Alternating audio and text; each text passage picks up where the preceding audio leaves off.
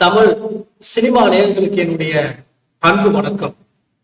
Dear friends, இந்த வீடியோவில் தீமாண்டி colony இரண்டாம் பாகத்தினுடைய திரை விமர்சனத்தை தான் நம்ம பார்க்க போறோம்.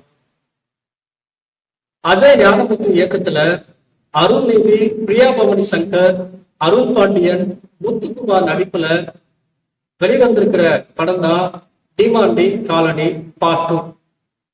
இந்த படத்தினுடைய கதை அப்படின்னு நீங்க பாத்தீங்க அப்படின்னா 2015 முதல் பாகத்துல கடைசியா ஹீரோ இறக்குன்ற மாதிரி காட்சிகளை முடிச்சிருப்பாங்க.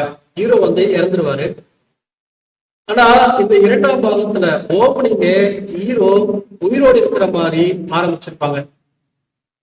இறந்து போன ஹீரோ எப்படி உயிர் பயிற்சாரு, யார் காப்பாத்தினாங்க, எதுக்காக காப்பாத்தினாங்க, தீமாண்டி காலனி முதல் பாகத்துல செயலுக்கு என்ன ஆச்சு அப்படிங்கிற அந்த கதையை தெளிவா விளக்குது இந்த இரண்டாம் பாகம். இந்த படத்தினுடைய பிளஸ் அப்படின்னு நீங்க பாத்தீங்க அப்படின்னா இயக்குனரை தான் சொல்லியே ஆகணும். இந்த படத்தினுடைய கதை, இயக்குனர் இந்த படத்தினுடைய கதையை செதுக்கிருக்காரு அப்படின்னு தான் சொல்லணும். காட்சிக்கு காட்சி, சீனுக்கு சீனு திரைக்கதைய போர் அடிக்காம சுவாரஸ்யமா, சஸ்பென்ஸா, த்ரில்லிங்கா கொண்டு போயிருக்காரு இந்த கதையை. ஏன் அப்படின்னா பொதுவா பேய் படங்கள் அப்படின்னாலே இல்ல பார்ட் 1 பார்ட் 2 அப்படின்னாலே முதல் பாகத்துக்கும் இரண்டாம் பாகத்துக்கும் எந்த விதமான கனெக்ஷனுமே இருக்காது. முதல் பாகத்துல வேற ஒரு கதையா இருக்கும், இரண்டாம் பாகத்துல வேற ஒரு கதையா இருக்கும்.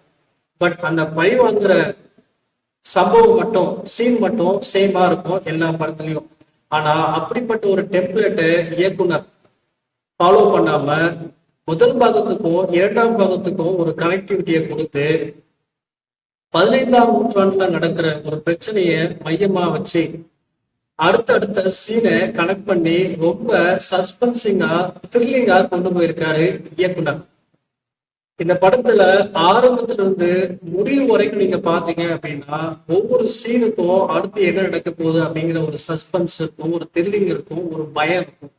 ஒவ்வொரு சீனும் நீங்க பார்க்கும்போது சீட்டின் நுனிக்கே போயிடுவீங்க. அந்த அளவுக்கு திரைக்கதைய ரொம்ப அழகா நேர்த்தியா எடுத்திருக்காரு அஜய் ஞானமுத்து. இந்த படத்தினுடைய அடுத்த பிளஸ் அப்படின்னு நீங்க பாத்தீங்க அப்படின்னா இந்த படத்தினுடைய இசை, சாங், சிஎஸ் பாடல்கள் ஒரே மாதிரியாக இருந்தாலும் இந்த படத்துக்கு தேவையான பின்னணி இசைய அழகா கொடுத்திருக்காரு. இந்த படத்துக்கு அடுத்த ஒரு பிளஸ் அப்படின்னு நீங்க பாத்தீங்க அப்படின்னா ஒளிப்பதிவு. ஹாரிஸ் கண்ணன் பட காட்சிகளை தேவையான இடத்துல எப்படி இருக்கணுமோ அந்த மாதிரி ஒளிப்பதிவு காட்சிகளை அழகா கொடுத்திருக்காரு. இந்த படத்தினுடைய நெகட்டிவ் அப்படின்னு பாத்தீங்கன்னா சிஜி ஒர்க், அதாவது விஎஃப்எக்ஸ் ஒரு சில இடங்கள்ல ரொம்ப மோசமா தெரியுது. மற்றபடி பெரிய அளவுல ஒண்ணும் இல்லை அப்படின்னு தான் சொல்லணும். அதாவது நீங்க ஒரு ஆர்ஆர் படம் பார்க்கணும் அப்படின்னா இந்த படத்தை தியேட்டர்ல போய் உட்கார்ந்து என்ஜாய் பண்ணலாம். சிறியவர்கள் முதல் இளையவர்கள் வரை, முதியவர்கள் வரை எல்லாருமே பார்க்கலாம். பட் உங்களுக்கு திக் சம்பவங்கள், ரொம்ப பயப்படக்கூடிய காட்சிகள் அதிகமா இருக்கு. அப்படிப்பட்ட காட்சிகளை நீங்க பார்க்கும்போது நீங்க பயப்படுவீங்க அப்படின்னா, சோ உங்க இதயம் பலவீனமா இருக்கு அப்படின்னா அந்த மாதிரி ஆட்கள் இந்த படத்தை தவிர்க்கிறது நல்லது. மொத்தத்துல இந்த படத்துல நடிச்சிருக்கவங்க போதுமான நடிப்பு கொடுத்திருக்காங்க அப்படின்னு தான் சொல்லணும். மற்றபடி இந்த படம் ஒரு ஹாரர் த்ரில்லர் படமா ரொம்ப சூப்பரா வந்திருக்கு. ஓகே கைஸ், அடுத்த படத்தினுடைய ரிவ்யூல நான் உங்களை சந்திக்கிறேன். நன்றி, வணக்கம்.